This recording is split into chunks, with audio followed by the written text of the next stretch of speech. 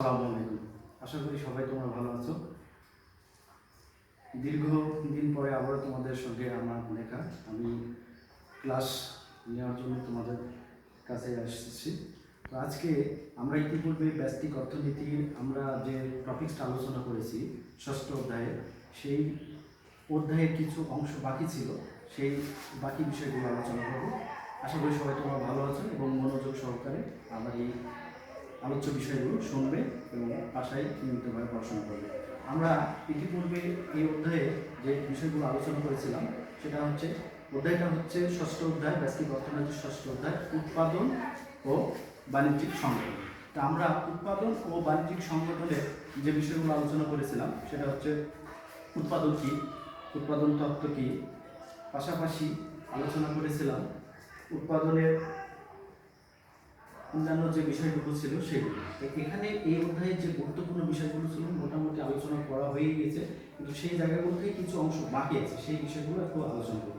আমরা এই অধ্যায়ে বলেছিলাম যে মোস্ট ইম্পর্টেন্ট প্রশ্ন হচ্ছে যে ক্রমহ্রাসমান প্রান্তিক উৎপাদন বিধি বলতে কি বুঝো, ক্রমহ্রাসমান প্রান্তিক উৎপাদন বিধিটি ব্যাখ্যা করো। তা আমরা এই ক্রমহ্রাসমান প্রান্তিক উৎপাদন বিধি এবং উৎপাদন বিধির যে আলোচ্য বিষয়গুলো আলোচনা করেছিলাম, কিন্তু এখানে আমরা ক্রমহ্রাসমান প্রান্তিক উৎপাদন বিধির যে বিষয়টি ছিল সেখানে আমরা সকলেই জানি যে ক্রমহ্রাসমান প্রান্তিক উৎপাদন বিধিটা কি। ক্রমহ্রাসমান প্রান্তিক উৎপাদন বিধিটা বলতে আমরা যেটা বুঝি সেটা হলো যে নির্দিষ্ট পরিমাণ একটি জমিতে একই পরিমাণ শ্রম এবং মূলধন নিয়োজিত করার পরে ওই জমিতে প্রাথমিক অবস্থায় যে উৎপাদনটা হবে পরবর্তীতে প্রান্তিক এবং গড় উৎপাদনে যে হ্রাসটা ঘটে, এই হ্রাসকৃত উৎপাদনকেই বলা হচ্ছে ক্রমহ্রাসমান প্রান্তিক উৎপাদন। তো ক্রমহ্রাসমান প্রান্তিক উৎপাদন, এই ক্রমহ্রাসমান প্রান্তিক উৎপাদন বিধি আমরা দেখব যে বিধিটি কোন ক্ষেত্রে প্রযোজ্য আর কোন ক্ষেত্রে প্রযোজ্য না।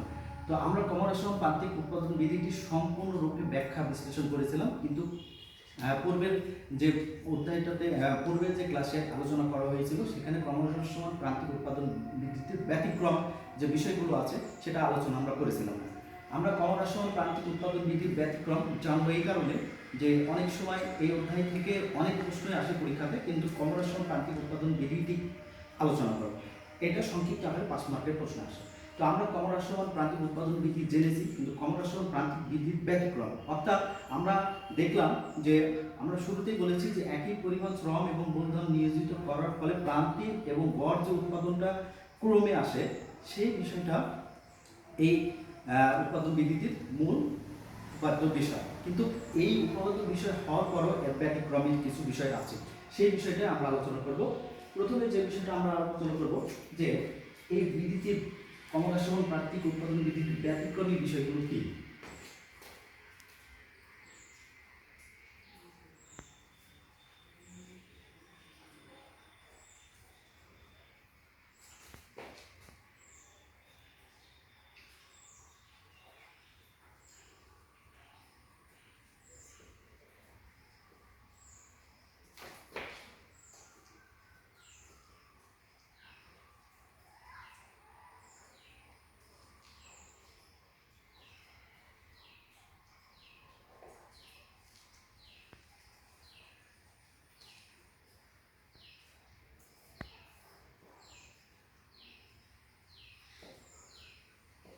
প্রশ্নটা এইভাবে আসতে পারে, ক্রমহ্রাসমান উৎপাদন বিধির ব্যতিক্রম অথবা কোন কোন ক্ষেত্রে ক্রমহ্রাসমান প্রান্তিক বিধিটি প্রযোজ্য নয়,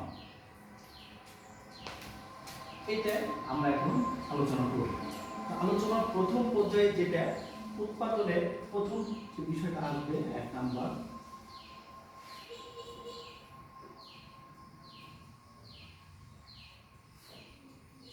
উৎপাদনের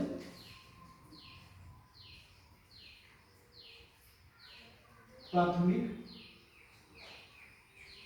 পর্যায়ে আমরা ক্রমহ্রাসমান উৎপাদন বিধিটি জেনেছি।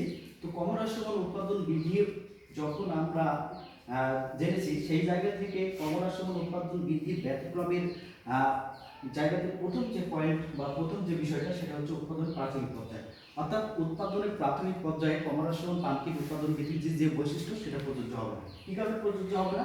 একই পরিমাণ শ্রম এবং মূলধন যখন আমরা নিয়োজিত করব উৎপাদন প্রাথমিক পর্যায়ে দেখা যাবে যে বার্ষিক যে উৎপাদন বা মোট যে উৎপাদন সেই উৎপাদন থেকে ক্রমে কমছে, সেটার মাত্রাটা উৎপাদন প্রাথমিক পর্যায়ে জ্ঞান আলোচ্য বিষয়ে মানে প্রযুক্তিগত জ্ঞান এবং উন্নত বিষয় বিশ্লেষণ করে দেখা যাবে যে প্রাথমিক পর্যায়ে উৎপাদন বৃদ্ধি ঘটবে। আর এই কারণে বলা হচ্ছে যে কমলাসম প্রাথমিক উৎপাদন বিধিতে উৎপাদন প্রাথমিক পর্যায়ে প্রযোজ্য নয়। তারপরে আমরা আসি যে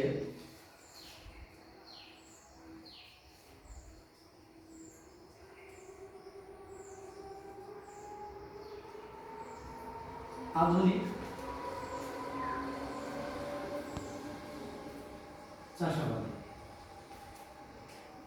আধুনিক যে আমরা যে কোনো উৎপাদনের জ্ঞান এবং প্রযুক্তি বিষয়গুলো আছে সেগুলো প্রয়োগ করলে একই জমিতে ক্রমবর্ধমান হারে উৎপাদনের মাত্রাটা বৃদ্ধি ঘটে। আমরা কমলাসমান উৎপাদন বিধি দেখলাম যে নির্দিষ্ট পরিমাণ জমিতে দেখা গেছে যে মোট উৎপাদন এবং উৎপাদনের ওই শ্রম এবং মূলধন নিয়োজিত রাখার কারণে প্রাথমিক পর্যায়ে যেটা উৎপাদন ছিল ক্রমে প্রান্তিক পর্যায়ে যে উৎপাদনটা হ্রাস পাবে। কিন্তু আধুনিক চাষাবাদ পদ্ধতিতে দেখা যাচ্ছে যে কমলাসমান প্রাথমিক উৎপাদন বিধিতে প্রযোজ্য হচ্ছে না। সেক্ষেত্রে এখানে বাৎসরিক এবং উৎপাদনের ক্রমবর্ধমান হারে উৎপাদনের পরিমাণটা বৃদ্ধিপাত ঘটছে। তারপরে দেখি যে কোন বিষয়টা রয়েছে।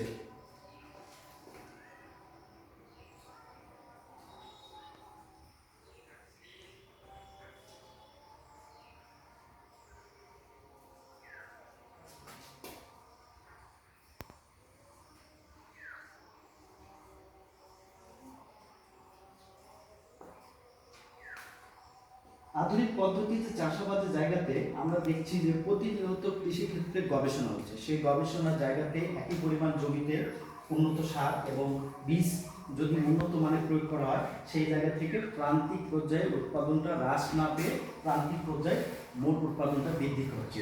আর এই কারণে এই ক্ষেত্রে উন্নত সার ও বীজ ব্যবহারের কারণে কমলাসমান প্রান্তিক উৎপাদন বিধিটি কার্যকারী হয় না। তারপরে আমরা আসি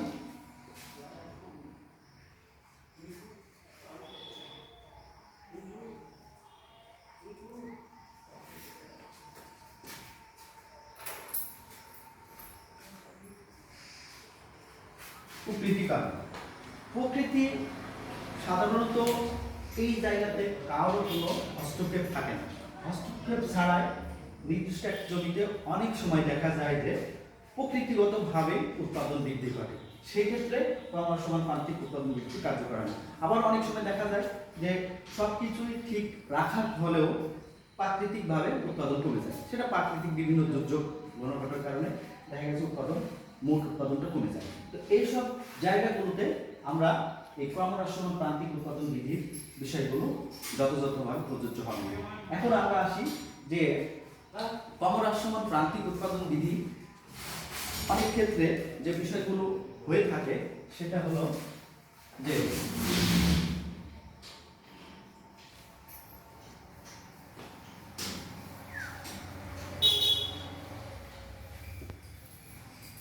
এরকম কমলাসমান উৎপাদন বিধিটি বা কমলাসমান উৎপাদন প্রান্তিক উৎপাদন বিধিটি শুধুমাত্র কি কৃষির ক্ষেত্রে প্রযোজ্য? তো এই প্রশ্নটা সংক্ষিপ্ত আকারে আছে। আমরা এই যে শস্য উৎপাদন এবং বাণিজ্যিক সংগঠন যে বিষয়গুলো আলোচনা করছি সেই জায়গাগুলোতে কমলাসমান উৎপাদন বিধি যে শুধুমাত্র কি কৃষি ক্ষেত্রে প্রযোজ্য, এই প্রশ্নটা অনেক গুরুত্বপূর্ণ। এই প্রশ্নটা আমরা জানবো। তা আমরা যতটুকু জেনেছি যে কমলাসমান প্রান্তিক উৎপাদন বিধি শুধুমাত্র কৃষি ক্ষেত্রে প্রযোজ্য না, তাহলে কোন কোন ক্ষেত্রে প্রযোজ্য সেই বিষয়গুলো আমরা একটু আলোচনা করব। প্রশ্নটা হচ্ছে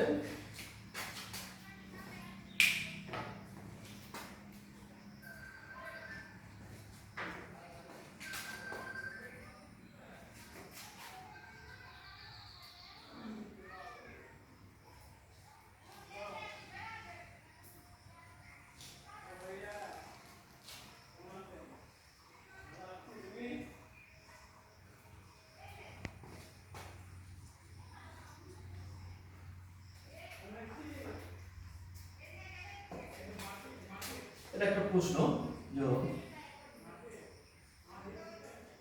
তো এই প্রশ্নটা আমরা আলোচনা করব। আমরা যতটুকু জানি যে ক্রমহ্রাসমান উৎপাদন বিধি শুধুমাত্র কৃষির ক্ষেত্রে প্রযোজ্য না, ক্রমহ্রাসমান উৎপাদন বিধি অন্যান্য ক্ষেত্রেও প্রযোজ্য। তো অন্যান্য ক্ষেত্রে প্রযোজ্য যে বিষয়গুলো সেগুলো আমরা এখন জানব।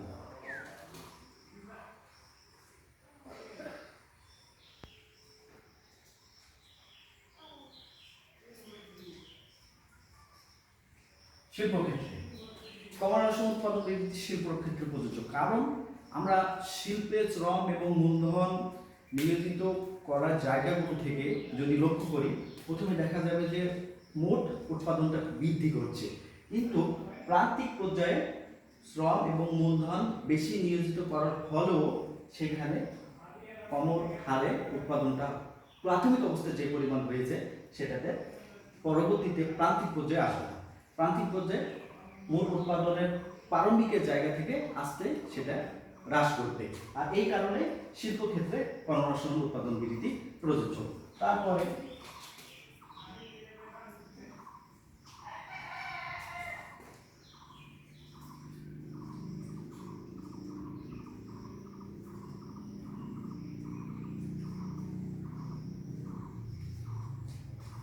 মৎস্যক্ষেত্রে আমরা জানি যে পানির যে সম্পদগুলো আছে তার মধ্যে মৎস্যক্ষেত্র অনেক গুরুত্বপূর্ণ। বা এখানে মৎস্যক্ষেত্র বিষয়টা এরকম যে আসলে আমরা সাধারণত মাছ চাষাবাদ করি নির্দিষ্ট একটি পুকুর, ছোট জলাশয়, এইসব জায়গাতে। তো প্রাথমিক অবস্থায় আমরা শ্রম মূলধন উন্নত ধরনের পোনা সেখানে ছাড়ার পর প্রাথমিক অবস্থায় যে নির্দিষ্ট একটা সময় যদি আমরা ধরি, দেখা যাবে যে উৎপাদনটা বৃদ্ধি পাচ্ছে, কিন্তু পরবর্তীতে ওই জমিতে অধিক পরিমাণ শ্রম এবং মূলধন দেওয়ার ক্ষেত্রে প্রাথমিক অবস্থায় যে উৎপাদন হলো সেই হারে প্রান্তিক পর্যায়ে উৎপাদন হবে না, অর্থাৎ পরবর্তীতে প্রারম্ভিকের যে উৎপাদনের যে বিষয়টা ছিল সেখান থেকে আস্তে কমতে থাকবে। এই জায়গা থেকে বোঝা যাচ্ছে যে প্রান্তিক পর্যায়ে মাত্রাটা ক্রমেই হ্রাস হচ্ছে উৎপাদন, আর এই উৎপাদন হ্রাস হওয়ার কারণে ক্রমহ্রাসমান প্রান্তিক উৎপাদন নীতিটি মৎস্যক্ষেত্রে প্রযোজ্য।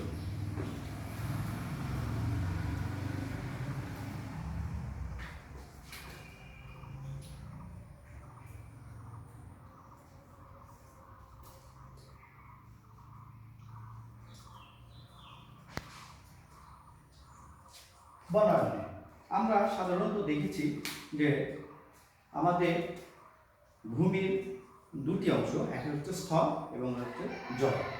স্থলে সাধারণত আমরা কৃষি পাশাপাশি বনজ সম্পদ গড়ে ওঠে, বনজ সম্পদ আমরা তৈরি করি। সে বনজ সম্পদ তৈরি করার ক্ষেত্রে দেখা গেছে যে আমরা নির্দিষ্ট একটা জমি যদি আমরা ধরে নিই, সেই জমিতে প্রাথমিক অবস্থায় ভূমি এবং রন্ধন নিয়োজিত করার পরে সেখানে দেখা যাবে যে যে পরিমাণ আমরা মূলধন এবং শ্রম দিচ্ছি, সেখানে প্রাথমিক অবস্থায় যে উৎপাদন পাচ্ছে ঠিক ওই জমিতে উৎপাদনের মাত্রাটা আমরা বেশি নিয়োজিত করার চিন্তা ভাবনা যদি করি, তখন দেখা যাবে যে সেই ক্ষেত্রে দেখা গেছে মোট উৎপাদন প্রাথমিক অবস্থায় যেটা হয়েছিল প্রান্তিক পর্যায়ে বা গড় পর্যায়ে উৎপাদনটা আস্তে আস্তে হ্রাস ঘটছে।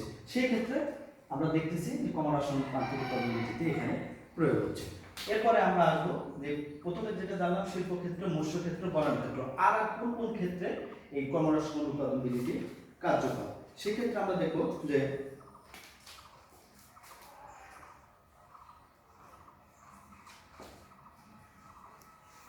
খনিজ সম্পদ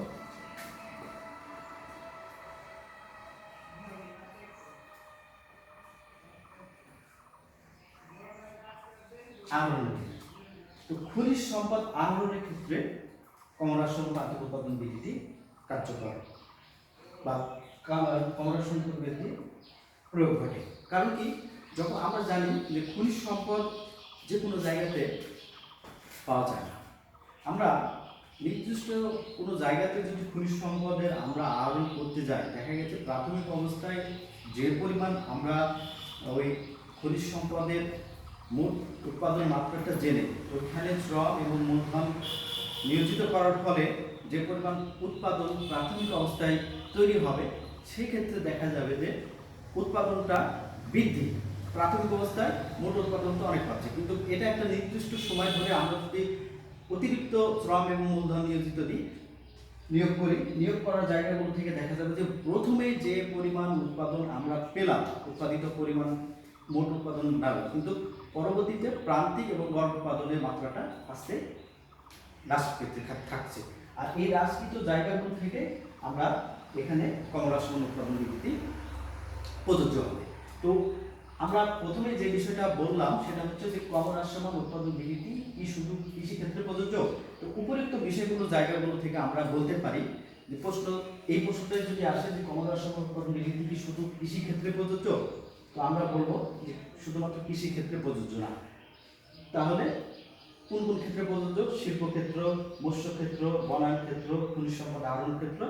উপরিউক্ত বিষয়গুলোতে শুধুমাত্র আমরা এইভাবে অনুধাবন করতে পারি। তো উপরিউক্ত আলোচনা বিষয়গুলো থেকে আমরা এটাই বলতে পারি যে কমহ্রাসমান উৎপাদন নীতি শুধুমাত্র কৃষিক্ষেত্রে প্রযোজ্য না। উপরিউক্ত বিষয়গুলো হলো শিল্পক্ষেত্র, মৎস্যক্ষেত্র, বনায়ন ক্ষেত্র, খনিজ সম্পদ আহরণ ক্ষেত্র, এসব ক্ষেত্র এগুলো ব্যবহার হয়ে থাকে। তো আমরা মোটামুটি এইগুলো জানলাম। এখন আমি ইতিপূর্বে এই অধ্যায়তে 2টা ক্লাস নেওয়া হয়েছে। তো আমি গতদিনই বলেছিলাম যে আজকে এই দিনে এই ক্লাসটা শেষ করব, কিন্তু তোমরা প্রিয় শিক্ষার্থীরা, তোমরা যে প্রথম দিকে যে বিষয়গুলো আমি আলোচনা করেছি, উৎপাদন তত্ত্ব, মোট উৎপাদন, প্রান্তিক উৎপাদন, তারপর উৎপাদন যে বিধিটা, উৎপাদন বিধির কমহ্রাসমান, সমানুপাতিক বিভিন্ন বিষয়গুলো আছে সেগুলো আমরা আলোচনা করেছি। তো এই বিষয়গুলো সাধারণত অধিকাংশ বছরই প্রশ্ন এসে থাকে, তোমরা এই বিষয়গুলো আলোচনা করবে। তো এই জায়গাগুলো আলোচনা করলে বা তোমরা মনোযোগ সহকারে পড়াশোনা করলে এগুলো থেকে কম পাবে। তো এখানে আরও কিছু বিষয় আছে, সেইগুলো আমরা আলোচনা করব। এখানে এই উৎপাদন এবং বাণিজ্যিক সংগঠন যে অধ্যায় বিষয়গুলোতে যে টপিকগুলো আছে, এখানে আরও কিছু বিষয় আছে, সেই বিষয়গুলো এখন আমি আলোচনা করব। সেটা হচ্ছে সম উৎপাদন।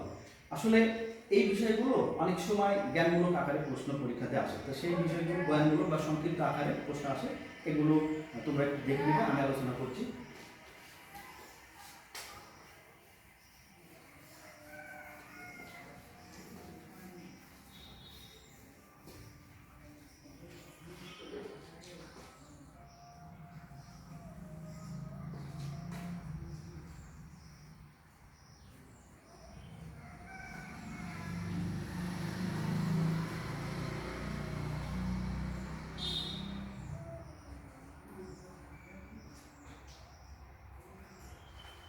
সম উৎপাদন।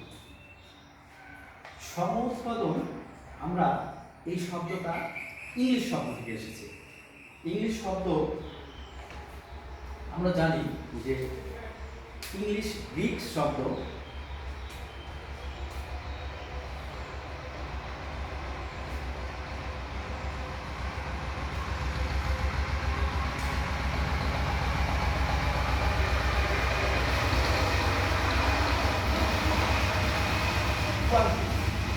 গ্রিক শব্দ ICISO কোয়ান্টিটি শব্দ হতে গ্রিক মানে এই শব্দটি থেকে সম উৎপাদন শব্দটি এসেছে। তো ISO গ্রিক শব্দ, এর অর্থ হচ্ছে সমান। আর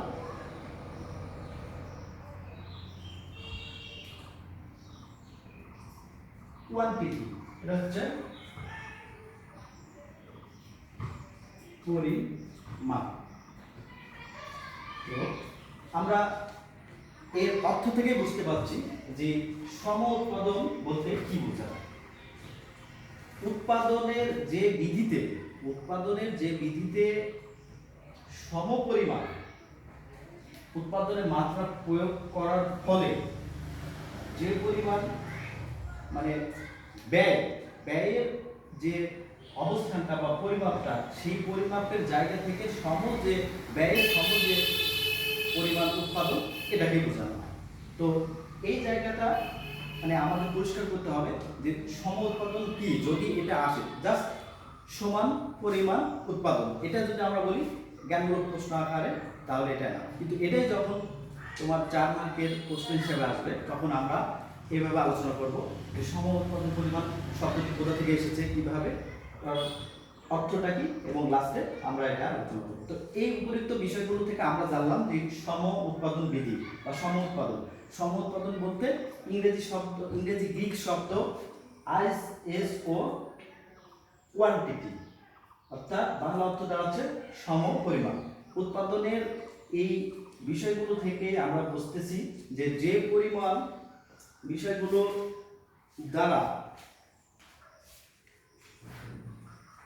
সমান পরিমাণ উৎপাদনের নির্দেশিত রেখাকে সম উৎপাদন রেখা বলা হয়।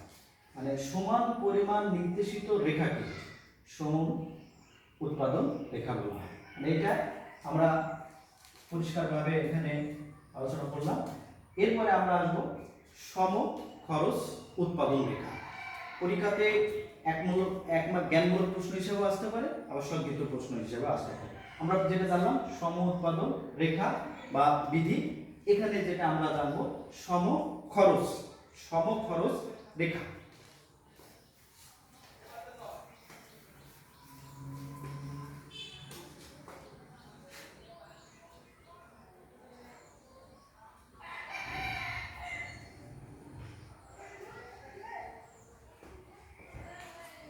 প্রথমে জানলাম সম উৎপাদন রেখা, এখন আমরা জানব সম খরচ রেখা।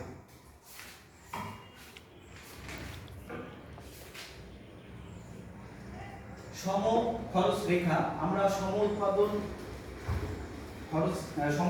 রেখা থেকে সম খরচ রেখাটা বুঝবো। তো সম খরচ রেখাটা হচ্ছে নির্দিষ্ট পরিমাণ অর্থের সাহায্যে যে রেখার মাধ্যমে দুটি দ্রব্যের সংমিশ্রণ ক্রয়ের সমান ব্যয় দেখানো হয় তাকে সম ব্যয় রেখা বলা হয়। সম ব্যয় রেখা বলা হয়। আমি বিষয়টা আবারও বলছি, নির্দিষ্ট পরিমাণ অর্থের সাহায্যে যে রেখার মাধ্যমে দুটি দ্রব্যের সংমিশ্রণে ক্রয়ে সমান ব্যয় দেখানো হয় তাকে সমবায় রেখা বলা হয়। তো প্রিয় শিক্ষার্থী, আমরা এই বিষয়গুলো আলোচনা করলাম। অনেক সময় এটাও আসতে পারে যে সম খরচ রেখা বৈশিষ্ট্য, সম উৎপাদন খরচ রেখা বৈশিষ্ট্যগুলো কি, এগুলো সাধারণত সংক্ষিপ্ত প্রশ্ন হিসাবে আসবে। আমরা প্রথমে যেটা আলোচনা করেছিলাম, এই বিষয়টি আলোচনা করার পূর্বে সম উৎপাদন রেখা, তারপর আলোচনা করলাম সম খরচ রেখা। সম উৎপাদন রেখার বৈশিষ্ট্য, সম উৎপাদন রেখার বৈশিষ্ট্যগুলো আমরা একটু বলবো, কারণ যখন পরীক্ষাতে প্রশ্ন আসে বিভিন্ন বিষয় একটা জায়গা থেকে বিভিন্ন রকমের প্রশ্ন হতে পারে। তো আমরা যখন ক্লাসে বিষয়গুলো আলোচনা করব সেই জায়গাগুলো থেকে, এবং তোমরা বাসাতেও যখন বিষয়গুলো দেখবে আগে পিছিয়ে বিভিন্ন বিষয়গুলো সম্পর্কিত বিষয়গুলো সুন্দরভাবে দেখবে, যাতে যে কোনো ধরনের প্রশ্ন আসলো সেটাতে অ্যান্সার করা যায়। প্রথমে সম উৎপাদন রেখার প্রথম যে বৈশিষ্ট্যটা সেটা হচ্ছে সম উৎপাদন রেখা সাধারণত ডান দিকে নিম্নগামী হয়। আমি আবার বলছি, মানে সম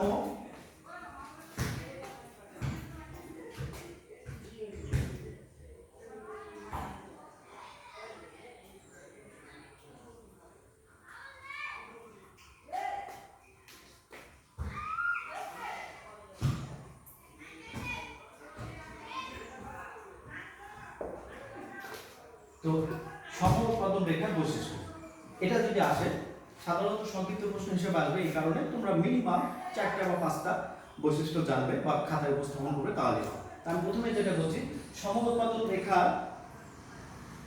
ডান দিকে নিম্নগামী হয়। তারপর সম উৎপাদন রেখা মূল বিন্দু উত্তাল থাকে। তারপর নিচে সম উৎপাদন রেখা অপেক্ষা উচ্চতর সম উৎপাদন রেখা বেশি নির্দেশ করে। তারপর হচ্ছে সম উৎপাদন রেখা সব সময় বিন্দুতে সমান উৎপাদন নির্দেশ করে। তারপর দুটি সম উৎপাদন রেখা পরস্পর ছেদ করতে পারে না। এই বিষয়গুলোই তোমরা ভালোভাবে আয়ত্ত করে রাখবে। আমি বিষয়গুলো আবারও বলছি যে সম উৎপাদন রেখা সব সময় নিম্নগামী হয়। তারপরে সম উৎপাদন রেখা মূল বিন্দু দিকে উত্তাল থাকে। সম উৎপাদন রেখা অপেক্ষা উচ্চতর সম উৎপাদন রেখা উৎপাদন বেশি নির্দেশ করে। তারপর সমউৎপাদন রেখা সব সময় সমান বিন্দুতে নির্দেশ করে। দুটি সমউৎপাদন রেখা পরস্পর ছেদ করতে পারে না। এই বিষয়গুলোই তোমরা ভালোভাবে আয়ত্ত করবে, তাহলেই এই বিষয়গুলো সম্পর্কে তোমরা ভালোভাবে পরীক্ষার খাতায় উপস্থাপন করতে পারবে। তা আমি এই অধ্যায়টা 3টা ক্লাস নেওয়া হলো। 3টা ক্লাসে যে বিষয়গুলো আলোচনা করা হলো সেগুলো মোটামুটি যেগুলো অধিকতর গুরুত্বপূর্ণ, পরীক্ষায় সাধারণত আসে সেই বিষয়গুলো আলোচনা করা হলো। প্রিয় শিক্ষার্থী, এই বিষয়গুলো সুন্দরভাবে আলোচনা করবে এবং এখানে যদি আরও কোনো সমস্যা থেকে থাকে সেই বিষয়গুলো আমাকে ইনবক্সে সমস্যার কথা জানাবে, সেগুলো আবারও যদি সুন্দরভাবে বুঝতে না পারো বুঝিয়ে দেওয়া হবে।